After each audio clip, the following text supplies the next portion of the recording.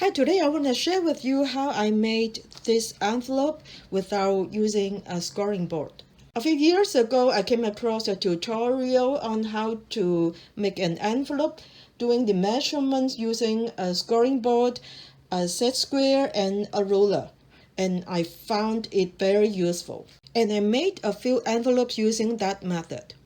But then I had a card as large as about this book, and I couldn't put it on the scoring board nor the paper, so I couldn't use that method. So I came up with my own way of measuring the measurements and do the envelope. So now I'm sharing it with you. All you need is one piece of set square, which is an isosceles triangle, a ruler, a stylus, or a bone folder. Without much ado, let's get started. First of all, you measure how wide your paper needs to be, and it has to be a piece of square paper. But you don't measure it diagonally from corner to corner like this. That is because the width of the paper is measured this way. So it is not from corner to corner. That is from this corner to here. But for this card, the diagonal measurement is almost the same as how you measure like this. So you need set squares, and you use the piece that is an isosceles triangle. You place the set square like this along the short end or the long end. It doesn't really matter as long as the right angle corner is facing toward the diagonal corner of the piece of the card. So I'll do it this way and use a long ruler, line up with the set square like this,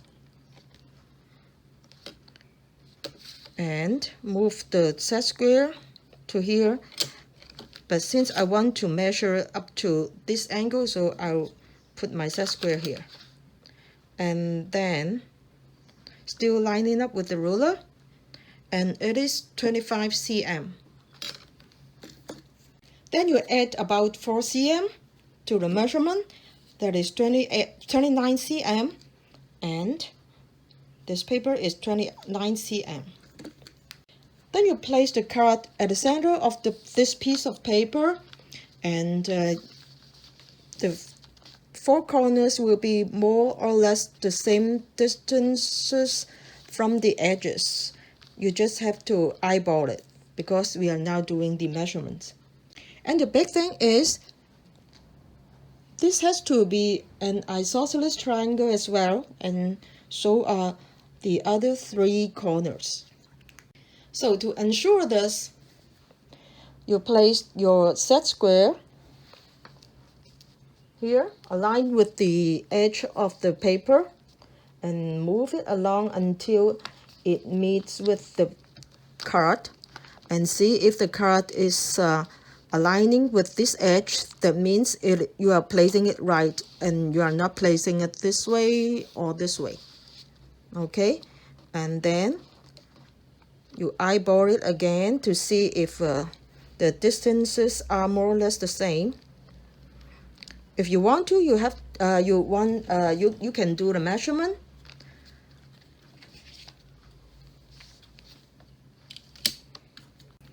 So it is 2.5 cm from the edge, and is also almost 2.5 cm. So you can move it a little bit to the left and make sure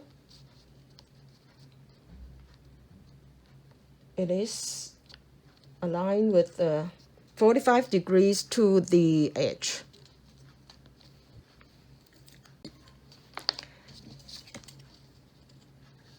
And it is 3 cm from the edge here. and also 3 cm from the edge here. So the card is placed right at the center of the piece of paper. So now leave some room for the card in the envelope. So I leave half cm for this edge. And I score it.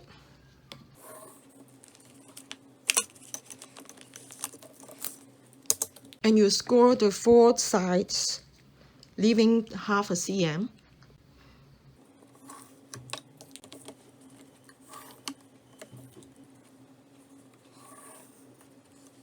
Then you snip away these triangular wedges. Now you fold along the score lines.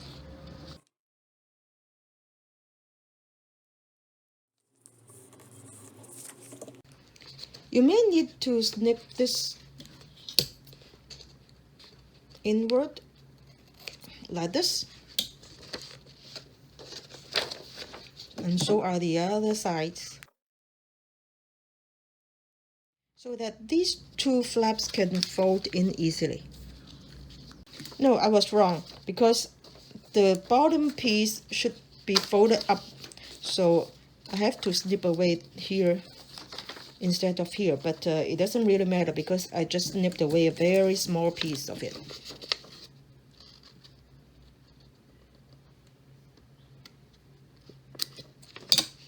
Like this.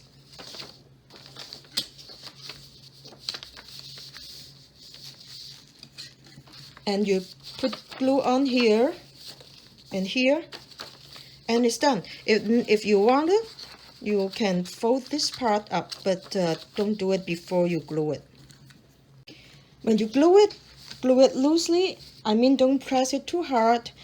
Leave some room underneath so that it can bulge up a little bit, so that the card can slip in more easily.